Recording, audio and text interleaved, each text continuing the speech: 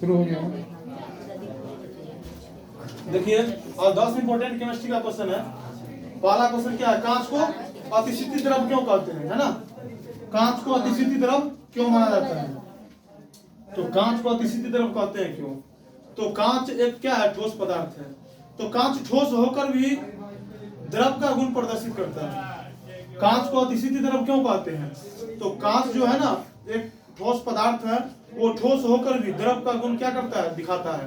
जब द्रव है, सपोज कोई लड़की होकर के और लड़का का गुण दिखाता है, दिखाता है ना। जब लड़का है छोटा छोटा बाल करवा लेगा और लड़का वाला वेशभूषा कहने का मतलब कपड़ा डाल लेता है, नहीं 90% अभी होता है, तो कहने का मतलब वो वेशभूषा डाल लेता है तो दिखावा करता है। ठीक उसी प्रकार ये क्या है, ठोस है, लेकिन दिखावा क्या करता है, जब द्रव है। तो कांच एक ठोस पदार्थ है, लेकिन उसमें द्रव का गुण प्रदर्शित होता है। समझ में आ रहा है। कांच को अतिशीतल द्रव क्यों कहते हैं, तो कांच एक ठोस पदार्थ है, लेकिन वह द्रव के गुण को प्रदर्शित करता है एवं उसमें द्रव के जैसा बहाव का गुण होता है। जैसे सपोज यहाँ पे हम ठोस देखो रे, द्रव जल है ना, जल को अगर 0 डिग्री सेल्सियस से फ्रीज करो, 0 डिग्री सेल्सियस से डाउन करो तो क्या बन जाएगा, जल का तापमान अगर 0 डिग्री सेल्सियस से कम हो गया तो क्या बन जाएगा, ठोस बन जाता है। और जल का तापमान 0 डिग्री से लेकर के और 100 डिग्री के बीच में है तो क्या रहता है, द्रव रहता है। और जल ही का तापमान 100 डिग्री सेल्सियस से एबव हो गया यानी पार हो गया तो गैस बन जाती है।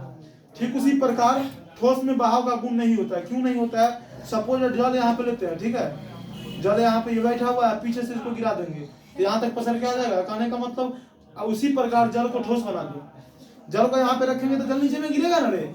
और जल को ठोस बना दीजिए, बर्फ को यहाँ पे रखिए, नीचे में गिरेगा, बहाव का गुण नहीं होता है। तो कांच ठोस होकर भी द्रव का गुण प्रदर्शित करता है और इसमें द्रव के जैसा समान बहाव का गुण पाया जाता है। और ये गुण हमें पुरानी इमारतों के कांचों में दिखाई पड़ता है। इमारत मतलब क्या, मकान, पुराना मकान है ना, पुराना जमाना का, उसमें दिखाई पड़ता है ये कांच। उसी को हम कहते हैं अतिशीतल द्रव, कांच को मानते हैं।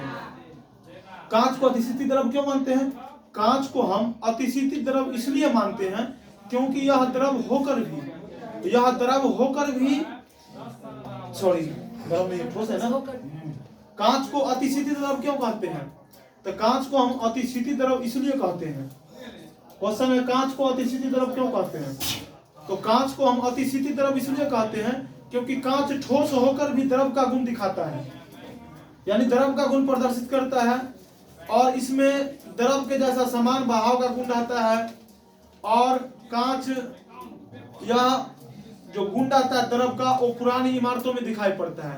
इसलिए कांच को हम क्या कहते हैं, अतिशीतल द्रव कहते हैं। क्या कहते हैं, अतिशीतल द्रव कहते हैं। और नेक्स्ट क्या है आप लोग का, कॉपर के 2 अयस्क का नाम लिखिए। तो कॉपर के 2 अयस्क का नाम क्या होता है, कॉपर पैराइट क्या होता है, कॉपर पैराइट होता है। दूसरा क्या होता है, क्यूराइट। तो कॉपर पैराइट का सूत्र क्या होता है, बिल्कुल सही, CuFe। कॉपर पैराइट हो गया। जो कॉपर के 2 अयस्क, तो एक हो गया कॉपर पैराइट, दूसरा क्यूराइट। तो कॉपर पैराइट का सूत्र क्या हुआ, CuFeS2। अब देखिए अब क्या है, क्यूराइट है, क्या है अब, क्यूराइट। तो क्यूराइट का सूत्र देखिए क्या होता है,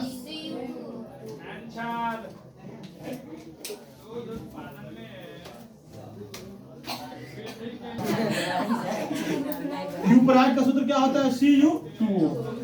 तो कॉपर के 2 अयस्क हो गया है, कॉपर पैराइट CuFeS2, क्यूराइट Cu2। अब नेक्स्ट क्वेश्चन क्या पढ़ेंगे हम लोग, अर्ध परागण में झिल्ली क्या होता है। तो देखिए अर्ध परागण में झिल्ली क्या होता है। अर्ध परागण में झिल्ली एक ऐसा झिल्ली है, झिल्ली का मतलब क्या, एक छन्ना टाइप पे होता है। अर्ध परागण में झिल्ली एक ऐसा झिल्ली है, जैसे सपोज कोई भी बिलियन तैयार होता है तो कौन 2 यौगिकों के मिश्रण से, विलय और विलाय के मिश्रण से बिलियन तैयार होता है। कोई भी बिलियन बनता है तो विलय और विलाय के समांगी मिश्रण बिलियन कहलाता है या नहीं, तो ध्यान दीजिए क्या कहता है, अर्ध परागण में झिल्ली क्या है। अर्ध परागण में झिल्ली को समझा दे तो कुछ झिल्लियां ऐसे हैं, सपोज कोई छन्नी द्वारा क्या करते हैं पता है, जैसे दूध छानने वाला चाय छन्नी होता है ना, चाय छानने वाला, तो चाय कब बनता है? विलय विलायक का मिश्रण चाय है या नहीं? विलय हो गया चीनी, और चाय जो उसमें दूध रहता है वो क्या हो गया? विलायक। विलय मतलब जो घुल जाता है, चीनी का क्या हुआ? घुल जाना। तो उसमें चीनी या चाय पत्ती मान सकता है विलय के रूप में, और विलायक हो गया दूध और पानी। तो दोनों को मिला देते हैं, यानी चाय बनाने में विलय और विलायक मिल गया, चीनी और पानी या दूध या फिर चाय पत्ती मिल गया। जब चाय छन्नी की तरह उसको छानते हैं तो जो नहीं घुलता है वो पदार्थ हमको छन जाता है, ऊपर में बच जाता है ना। तो जो नहीं घुला वो क्या है? विलय की विलायक? विलय। क्या है जो नहीं छना? तो सिर्फ उसी प्रकार से जैसे बताया ना, चाय को जब छानते हैं छन्नी के द्वारा तो हमको विलायक के नीचे गिर जाता है, विलायक के कण पास हो गया। छन्नी के द्वारा चाय को छाने तो किसके कण पास हो गया? विलायक के कण पास हो गया, लेकिन विलय के कण उसी में रह जाता है। ठीक उसी प्रकार अर्धपरागम्य झिल्ली एक ऐसा झिल्ली है जिसे विलायक के कण प्रवाहित हो जाता है, लेकिन विलय के कण प्रवाहित नहीं होता है, उसे अर्धपरागम्य झिल्ली कहते हैं। चाय पे एग्जांपल लीजिएगा, एक बार याद आएगा चाय कैसे बनता है, तुरंत अर्धपरागम्य झिल्ली बन जाएगा। अब नेक्स्ट समझते हैं लोग प्रतिचुंबकीय पदार्थ क्या होता है। सपोज मान लीजिए लकड़ी है ना, ये प्रतिचुंबकीय पदार्थ है। लकड़ी हो गया चुंबकीय प्रतिचुंबकीय पदार्थ, लकड़ी प्लास्टिक ये सब प्रतिचुंबकीय पदार्थ है। सपोज मान लीजिए ये मार्ग है, ये है ना, ये मैग्नेट है। क्या है ये मैग्नेट है, और इस रास्ते से वो मतलब ये रास्ते से मैग्नेट आ रहा है, यही रास्ते से कौन जा रहा है? प्रतिचुंबकीय पदार्थ। ये प्लास्टिक या लकड़ी ले सकते हैं या कांच ले सकते हैं। मैग्नेट आ रहा है, अभी देखेगा तो ऐसा मुंह फेंक के ऐसे घूमे चले जाएगा, क्योंकि इसमें उतना पावर ही नहीं जैसे स्ट्रगल कर सके। पावर रहता तो ये जाता। वह चुंबकीय पदार्थ जिसका चुंबकशीलता 1 से कम हो उसे प्रतिचुंबकीय पदार्थ कहते हैं। ये चुंबक आ रहा है, देखेगा डर के ऐसे घूम जाएगा, क्योंकि उसमें इसमें स्ट्रगल करने का पावर ही नहीं है, वो जो संघर्ष कर सके और लड़ सके उससे। इसे पावर आता है, उसी से ना लड़ता है। सपोज मान लो मतलब कोई मार्ग है, ये मार्ग पे सपोज मान लो कोई मिडिल फैमिली का लड़की जा रहा है, उधर से लड़का आएगा तो टर्चर कर सकता है, लेकिन स्ट्रॉन्ग फैमिली का रहेगा तो रास्ता चेंज कर लेगा टर्चर की, उस पर देखेगा भी नहीं ऐसे ताकि जो कौन जा रहा है डरे। तो ठीक उसी प्रकार वो चुंबक है, ये प्रतिचुंबकीय में ताकत नहीं है, ऐसे चला जाएगा ऐसे ऐसे, क्योंकि वह चुंबकीय पदार्थ जिसका चुंबकशीलता 1 से कम हो उसे क्या कहते हैं? जैसे प्लास्टिक, लकड़ी, कांच। चलिए जो भी हो गया। अब हम लोग मोल प्रवाह को समझते हैं। मोल प्रवाह थोड़ा बहुत इजी भाषा में समझा देते हैं क्या होता है। मोल प्रवाह देखिए यहाँ पे समझा देते हैं। मोल प्रवाह है ना, एक बिलियन का ही रूप है। क्या पूछेगा पता है? मोल प्रवाह को एक्सप्लेन करे, कहेगा मोल प्रवाह को व्याख्या करे। मोल प्रवाह को व्याख्या करे तो कैसे बताएंगे? देखिए बताएंगे। मोल प्रवाह को व्याख्या करें तो मोल प्रवाह में विलय और विलायक दोनों आता है। मोल प्रवाह में क्या क्या आता है? विलय और मोल प्रवाह में विलय और तो विलय के मोल प्रवाह पूछेगा ना तो कैसे निकलता है, ध्यान दीजिए। मोल प्रवाह एक बिलियन का रूप है। मोल प्रवाह एक बिलियन का रूप है, तो बिलियन में आता है विलय और विलायक दोनों। तो इसमें भी दोनों को हम समझेंगे। पहला क्या है बाबू? विलय है। क्या है? विलय है। तो कहेगा विलय के मोल प्रवाह। क्या पूछेगा? विलय के मोल प्रवाह और विलायक के मोल प्रवाह। क्वेश्चन कहेगा मोल प्रवाह को एक्सप्लेन करे, तो हमको दोनों को एक्सप्लेन करना है, विलय के मोल प्रवाह और विलायक के मोल प्रवाह दोनों को। तो देखिए विलय के मोल प्रवाह बराबर क्या होगा पता है? एक सूत्र होता है विलय के मोल प्रवाह बराबर। तो विलय के मोल प्रवाह बराबर क्या हो जाएगा पता है? विलय के अणु की संख्या बटा में बिलियन के अणु की संख्या। तो विलय के अणु की संख्या को छुटकाएं इससे, और बिलियन बनेगा तो विलय और विलायक को जोड़ के, तो विलय हो गया और विलायक हो गया। ये विलय के मोल प्रवाह का सूत्र हो गया। बस इतना लिख दीजिएगा, नंबर दे देगा। या भाषा में लिखना है तो विलय के मोल प्रवाह बराबर विलय के अणु की संख्या बटा में बिलियन के अणु की संख्या हो गया। अब विलायक की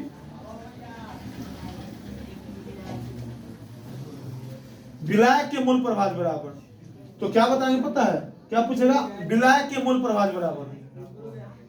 तो विलायक के मोल प्रवाह का क्या लिखेंगे? यानी विलायक के अणु की संख्या तो बड़का एन, और बटा में बिलियन के अणु की संख्या तो छोटका एन प्लस बड़का एन।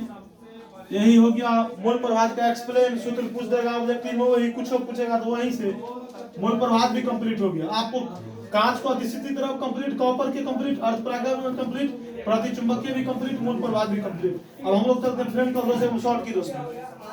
फ्रेंकल दोष होता है क्या? अच्छी तरह सुनिएगा। फ्रेंकल दोष एक ऐसा दोष है जिसमें क्रिस्टल के एक आयन, सपोज दैट मान लीजिए क्रिस्टल बना हुआ, क्रिस्टल घनाकार रहता है बना हुआ, क्रिस्टल कैसा बना हुआ? घनाकार। तो फ्रेंकल दोष क्या होता है? तो फ्रेंकल दोष एक ऐसा दोष है जिसमें क्रिस्टल के एक आयन निकल जाएगा, उसमें से क्रिस्टल के क्या होगा? एक आयन निकल के और किसी दूसरे जालक में जाके फंस जाएगा। समझ रहे हैं ना?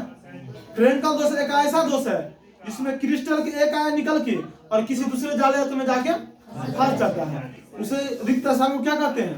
फ्रेंकल दोष। फिर से देखिए फ्रेंकल दोष क्या है? तो फ्रेंकल दोष एक ऐसा दोष है जिसमें क्रिस्टल के एक आयन निकल के और किसी दूसरे जालक में जाकर फंस जाता है और बचे रिक्त स्थान को हम फ्रेंकल दोष कहते हैं। एक बार और, फ्रेंकल दोष एक ऐसा दोष है जिसमें क्रिस्टल के एक आयन जालक से निकल के और किसी दूसरे जालक में जाकर फंस जाता है और उसी बचे रिक्त स्थान को जहां से निकला है उसे फ्रेंकल दोष कहते हैं। अब देखिए एक शॉर्टकी दोष होता है बाबू। तो शॉर्टकी दोष एक ऐसा दोष है, शॉर्टकी दोष एक ऐसा दोष है जिसमें क्रिस्टल के एक आयन निकल के उसमें जाके दूसरा आयन फंस जाता था, इसमें फंसेगा नहीं, ये गायब हो जाएगा। वैसा दोष जिसमें क्रिस्टल के एक आयन निकल के और गायब हो जाता है और बचे रिक्त स्थान को शॉर्टकी दोष कहते हैं। न्यूक्लिक अम्ल देखिए, न्यूक्लिक अम्ल क्या होता है? न्यूक्लिक अम्ल एक ऐसा अम्ल है, बाबू सब बात करनी तो कर सकते हैं। न्यूक्लिक अम्ल एक ऐसा अम्ल है, ध्यान दीजिए न्यूक्लिक अम्ल पर। न्यूक्लिक अम्ल एक ऐसा अम्ल है जो डीएनए एवं आरएनए का बना होता है। फिर से देखिए, न्यूक्लिक अम्ल एक ऐसा अम्ल है जो जीवित कोशिकाओं में, ध्यान दो बुआ, न्यूक्लिक अम्ल क्या है? तो न्यूक्लिक अम्ल एक ऐसा अम्ल है जो जीवित कोशिकाओं में डीएनए और आरएनए के रूप में, क्रोमोसोम के रूप में उपस्थित रहते हैं, उसे न्यूक्लिक अम्ल कहते हैं। फिर से देख लीजिए छोटी सी भाषा में न्यूक्लिक अम्ल क्या है? तो कोई जीवित कोशिका है ना, जीवित कोशिका मतलब मनुष्य भी हो सकता है, जीव जंतु भी, पशु पक्षी भी। तो जीवित कोशिका मतलब क्या? जो जिंदा है, सांस लेता है, उसे जीवित कोशिका कहते हैं। तो न्यूक्लिक अम्ल एक ऐसा अम्ल है जो जीवित कोशिकाओं में डीएनए और आरएनए के रूप में क्रोमोसोम बन के और उपस्थित रहते हैं, उसे क्या कहते हैं? न्यूक्लिक अम्ल। फिर से न्यूक्लिक अम्ल एक ऐसा अम्ल है जो डीएनए और आरएनए के रूप में जीवित कोशिकाओं में क्रोमोसोम के रूप में पाए जाते हैं, उसे न्यूक्लिक अम्ल कहते हैं। कंप्लीट है। अब डीएनए फिंगरप्रिंटिंग क्या है? बहुत अच्छी तरह समझिएगा। डीएनए फिंगरप्रिंटिंग क्या है? तो डीएनए फिंगरप्रिंटिंग कहने का मतलब क्या? हम लोग देखो, हम लोग जाते हैं कोटा में गेहूं लाने के लिए तो फिंगर देते हैं ना। फिर सपोज अगर कहीं पे हुआ स्कैनर, एग्जाम देने जाएगी कंपटीशन का, तो फिंगर देना होगा। तो डीएनए फिंगरप्रिंटिंग क्या है? तो हम लोग गेहूं मतलब अनाज उठाने जाते हैं तो फिंगर देते हैं, एग्जाम भी देने जाएगी कंपटीशन का, उसमें भी फिंगर देते हैं, बायोमेट्रिक फिंगर। तो डीएनए फिंगरप्रिंटिंग क्या है? डीएनए फिंगरप्रिंटिंग एक ऐसी व्यवस्था है जिससे अपराधियों का पता लगता है, ये अपराधी कह रहा है नाम फलना कुमारी, अब फलना है कि नहीं। तो डीएनए फिंगरप्रिंटिंग एक ऐसा प्रिंटिंग है या एक ऐसी व्यवस्था है जिससे अपराधियों का पता लगाया जाता है। सपोज दैट किसी का बच्चा खो गया और दो व्यक्ति वहां पे पहुंच गए। ऐसा होता है किसी का बच्चा 3 साल की उम्र में चोरी हो गया, 8 साल का हो गया, तो दो व्यक्ति वहां पे पहुंचा। चाहे सपोज दैट किसी का बच्चा 4 साल में हो गया और 10 साल बाद मिला, दो व्यक्ति वहां पे पहुंचा और कहा जो रियल में है ना, रियल में सपोज दैट मान लीजिए रियल वास्तविक में ए का वो लड़का है और ये बी है। तो किसी का बच्चा खो गया, वहां पे दो व्यक्ति पहुंचा है, ये कहता है मेरा है और ये कहता है मेरा है। तो फिंगरप्रिंटिंग डीएनए जांच करेगा, उसको क्या बच्चा को जांच करेगा? पिता और पुत्र को डीएनए जांच करेगा, जिसका डीएनए मिल गया उसी का वो बच्चा देगा। ये डीएनए की सहायता से होता है। कंप्लीट है। मोनोसैकेराइड ज्यादा उसको एक्सप्लेन नहीं करना है, मोनोसैकेराइड को समझिएगा। मोनोसैकेराइड क्या होते हैं? मोनोसैकेराइड क्या है ध्यान दीजिएगा।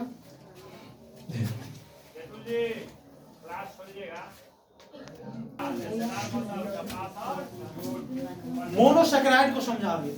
मोनोसैकेराइड क्या होता है? तो मोनोसैकेराइड एक ऐसा कार्बोहाइड्रेट है, ध्यान दीजिएगा।